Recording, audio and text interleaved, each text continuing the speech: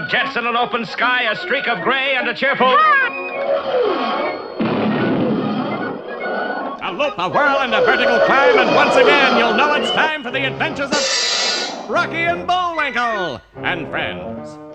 Starring that supersonic speedster, Rocket J. Squirrel, with his pal Bullwinkle the Moose, and a host of others. Hurry, Bullwinkle! The show's about to start! I'm coming as fast as I can. Wave to the people! Yay! Now what are you doing? Signing autographs. Let's see. John Smith. But your name is Bullwinkle! I know, but that's hard to spell.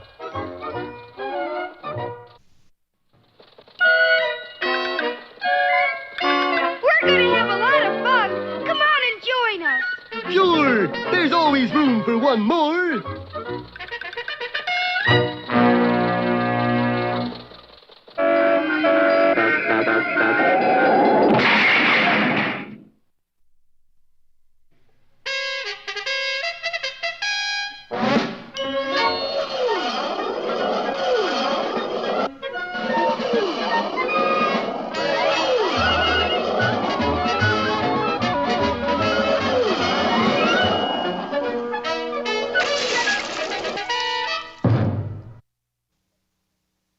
Mexico. Just over the horizon lay the sleepy little village of Mucho Loma. English translation, much mud. Folk who dwelled there were so tuckered out, sloshing their way through the streets, they spent most of the day and night regaining their strength.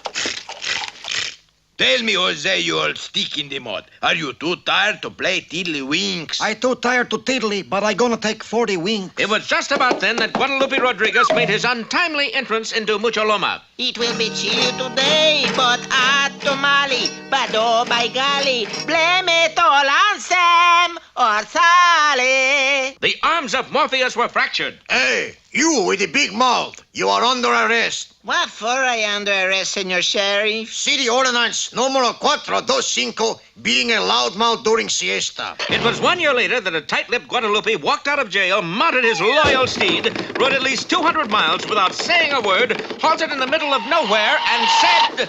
Dirty cotton-picking town! Revenge had burned deep into his tone-deaf head, and his plan for attaining it was at the very least bizarre. First, he stole a branding iron, one with an O at the end. Next, he made off with a black cowboy suit that had once been worn by Sunset Carson.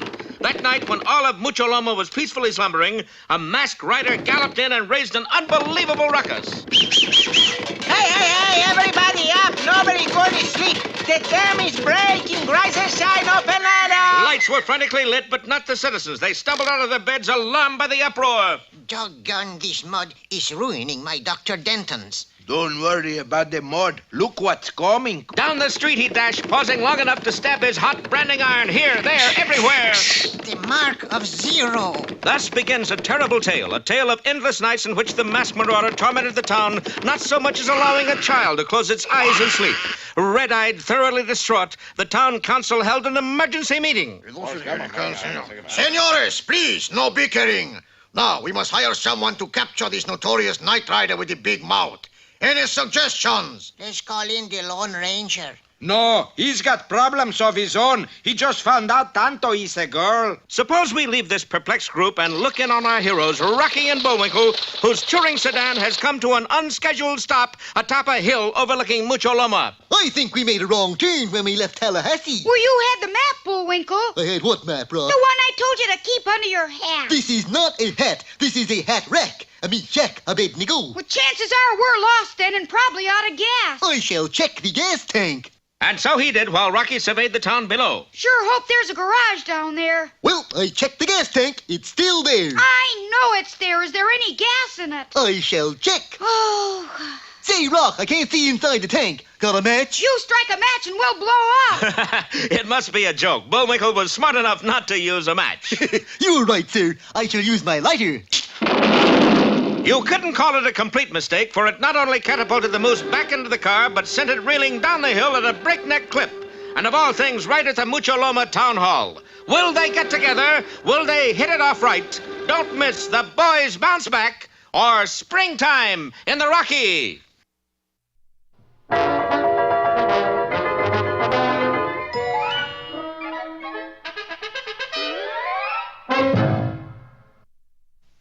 And now it's time for... Time for the dancing fool, Bullwinkle. Again? Do-do-do-do-do-do-do-do-do-do-do-do. And now for one of our special fairy tales. Yeah.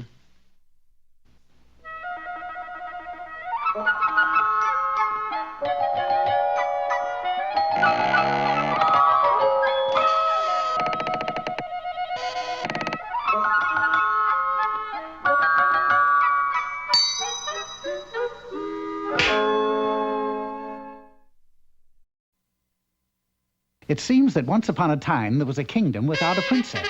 And since no real kingdom should be without a princess, the king decreed that a princess must be found. A princess must be found. The king was interrupted by the court jester, Million Laughs Charlie. Ho, ho, ho, ho, ho, ho, ho. How about a good laugh today, Kingy?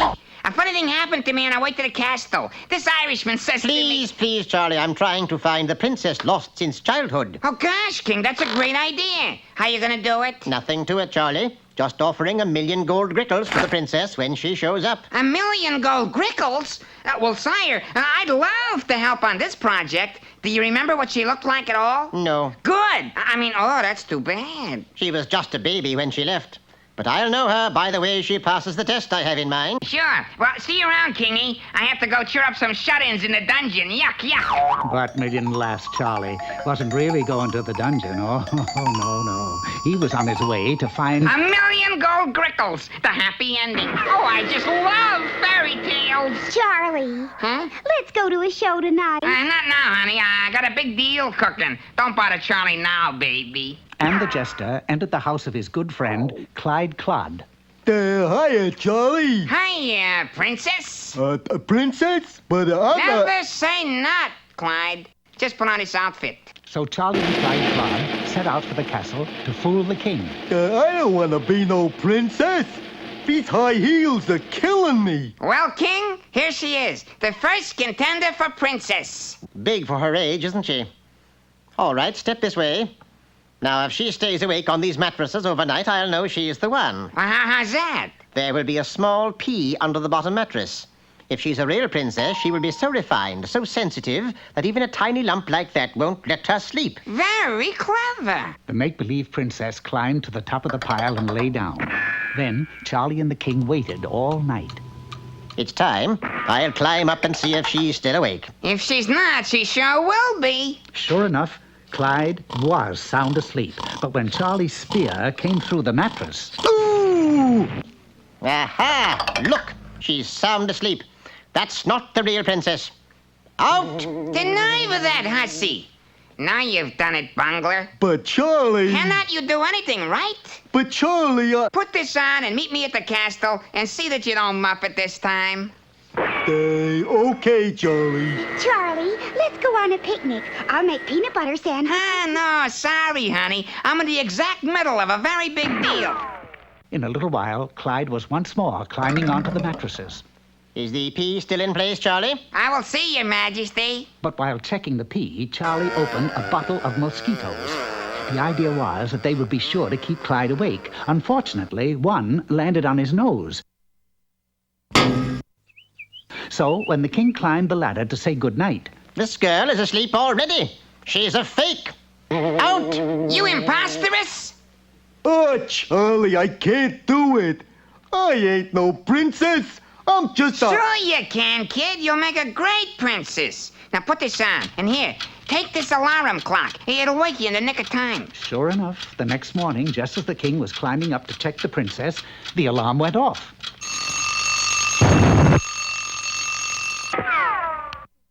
Another fake. It's disgraceful. You know, you just can't believe anybody these days. You're absolutely right, Charlie. What do you mean? I mean, out.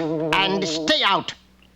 I tried, Charlie. Not hard enough. Well, honey, you're in luck. Million Laughs Charlie, yuck, is now available for that date. No, I can't make it, Charlie. Didn't get a wink of sleep last night. I think there was a pea under my mattress. First, we'll have dinner at a pea. You don't sleep a wink? Yes, this really was the princess. The real princess. The girl that would get the 1,000,000 gold grickles and all the titles of her realm. 999,999. 1,000,000 gold grickles. You also get your choice of any man in the kingdom. Just sign this receipt. Any man in the kingdom? Darling, You said it.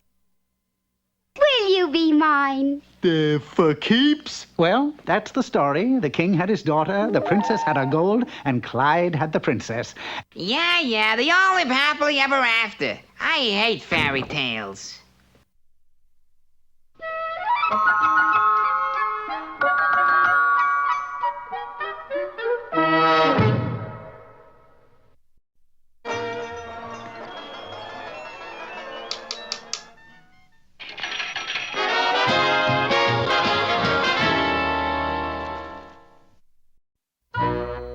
Time for Bullwinkle's Corner. Today's poem is a ballad of the war between the states. Barbara Frietchie. The spires of Frederick usually stand green-walled by the hills of Maryland.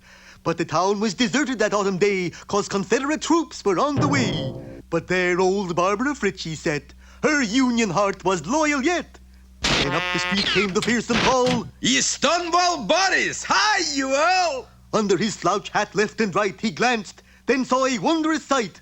Oh, boy! Quick as it fell from the clothesline there, Dame Barbara snatched her underwear. Shoot if you must his old gray head, but spare my Union suit, she said. Foolish girl! Hold it, Stonewall! Who touches the hair of my gray head dies like a dog. March on, I said. I may be patriotic, but I'm not crazy. And now it's time. Time for that jolly juggler, Bullwinkle. Oh, dear. 3 at once. 1, 2, And now here's a feature you're sure to like. 3.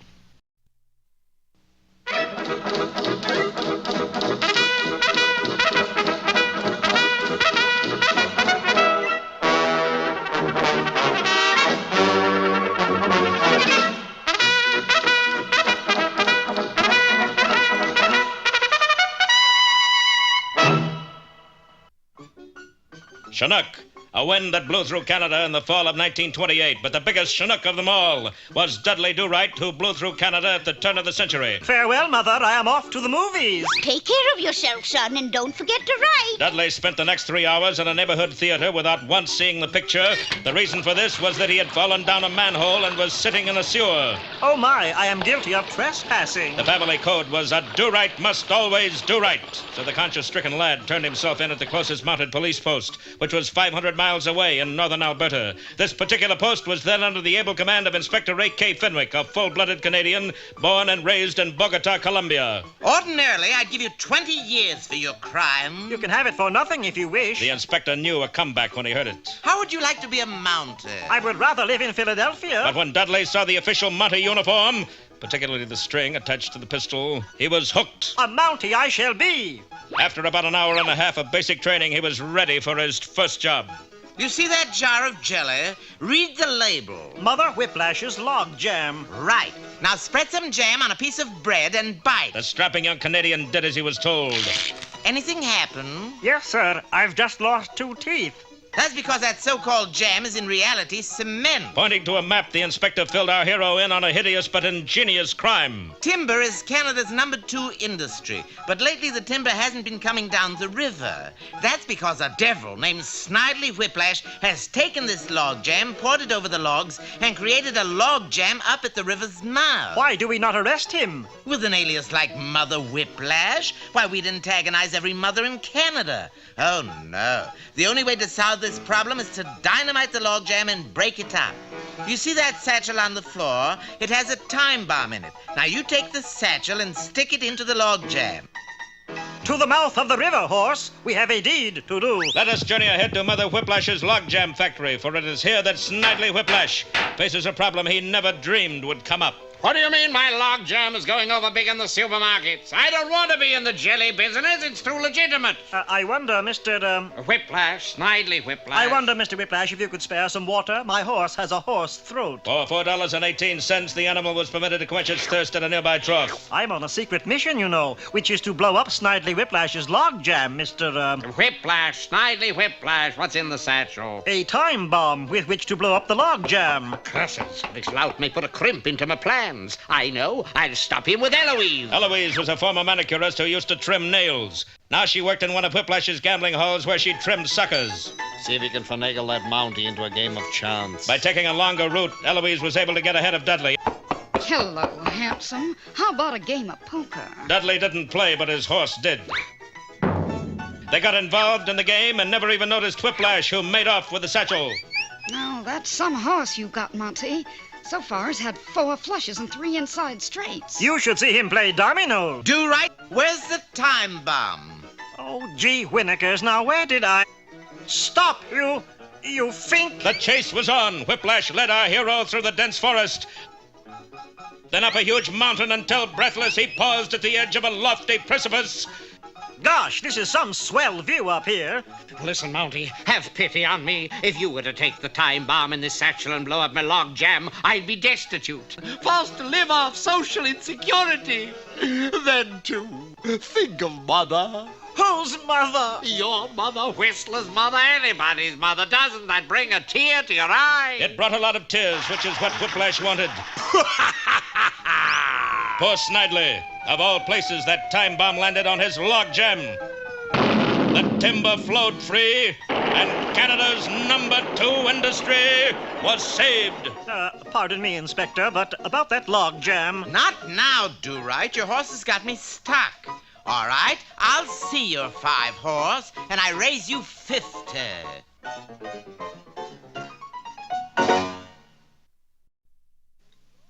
Ready, Rock? You sure you know how to work that thing? No. Anyways, here's what it was supposed to look like.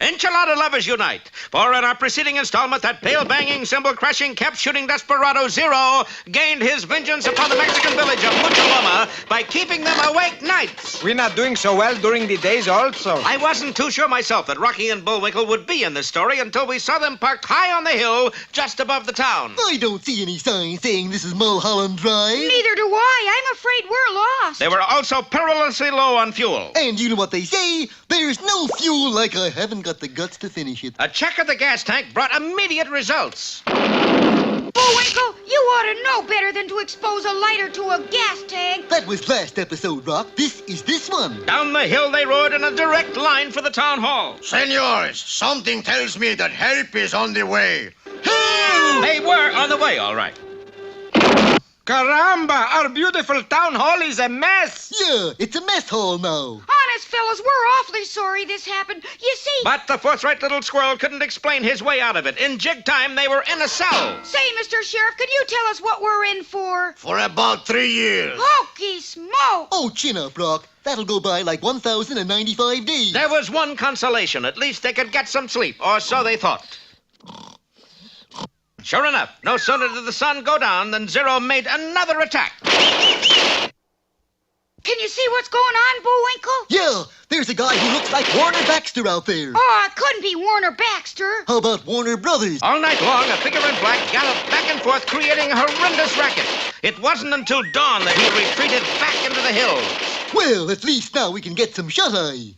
No, senores. It's time for you to receive your sentence. But you told us last night we'd gotten 3 years. That was for destroying the town hall. Now you get a second term for destroying the mayor's apartment. We in Mucho Loma, English translation much mod, are very forgiving. You hear that, Rock? He is forgiving us. See, I am all for giving you 99 years in jail. However, I'm going to cut that down to 98 years. Your Honor, you do that and you'll never catch that noise-making bandit. Momento, senores. What do you know about Zero? He used to run around with a little feller named Glorioski. Right, and we're the only ones who can make him stop riding through town. But we'll only do it if you let us go free. If we let you go after Zero, how do we know you won't stop until you are out of the country? Hold a hostage. Sure, we'll let you keep the sheriff here. It's all right by you, Sheriff? All right. An hour or so later, no, I guess it was more like a half hour. Well, check that. Make it 45 minutes. Our plucky heroes left on their perilous quest. Narrator sounds a little confused. Yeah, must be the tropic zone. No, it's my watch. Anyway, although they scoured the area, not a sign of Zero did they find. No sense in going any farther. Let's camp before it gets dark. Do you think it's safe? I mean, that Zero guy's liable to sneak up on us and... This was one of the few times the moose was right. For while they set up camp, directly above them on a plateau stood a huge boulder. The same unsteady boulder we've used many times before. And behind it, already hard at work prying it loose, was Zero. Oh, drop anything important to catch our next thrilling episode, Rock Meets Rock, or Thud and Blunder.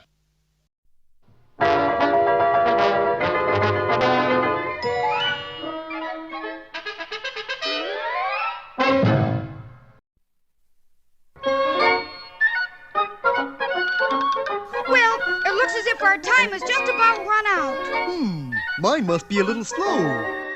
You got the credits, Bullwinkle? All on this itty-bitty card. Oop!